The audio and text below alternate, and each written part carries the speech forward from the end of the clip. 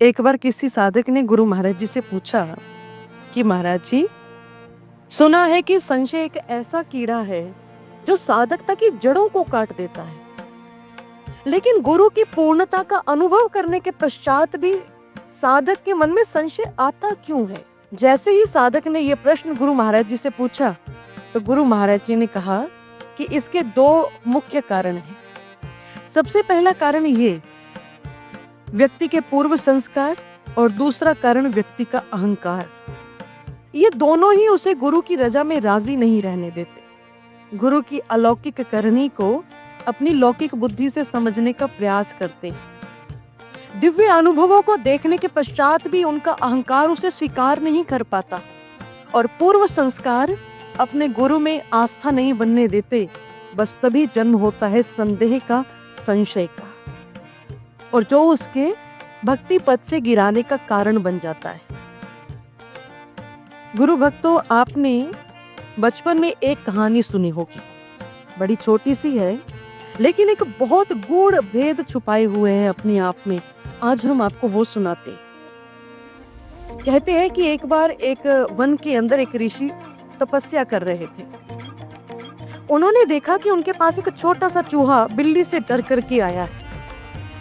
उन्होंने जैसे उसको डरते हुए देखा तो बड़ी दया आई, तरस आया और उन्होंने अपनी कृपा दृष्टि से उस चूहे को बिल्ली बना दिया ताकि इसका डर खत्म हो जाए।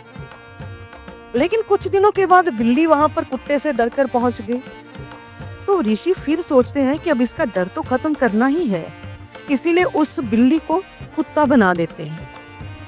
लेकिन कुछ दिनों के बाद जब वो कुत्ता शेर से डर करके उस ऋषि की शरण में आता है तो वो ऋषि सोचते हैं कि क्यों ना इसका हमेशा के लिए डर खत्म कर दे, और उन्होंने उस कुत्ते को शेर बना दिया। लेकिन हुआ क्या, जैसे ही वो कुत्ता शेर बना तो उसके मन में सबसे पहली बात जो आई वो यह थी कि शेर तो जंगल का राजा होता है, उससे तो सारे प्रभावित होते हैं, सारे डरते हैं।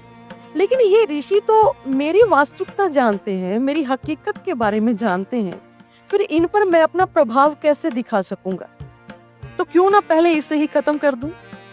बस इतना मन में आने की देरी थी कि वो शेर उसी समय जैसे उस ऋषि पर झपटता है तो ऋषि भी उसके मन की मंशा को जान गए थे। इसीलिए उसी समय कहते पुनः मुष्का भव।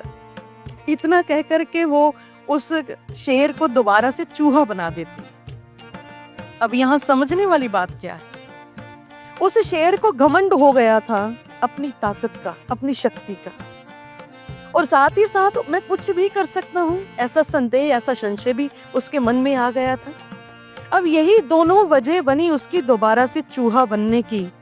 और श्री गुरुदेव महाराज जी कहते हैं कि जब साधक भी गुरु की कृपा को भूल जाता है और अहंकार वश अपने आप को कुछ समझने का संशय पाल लेता है, बस तभी उसका पतन शुरू हो जाता है।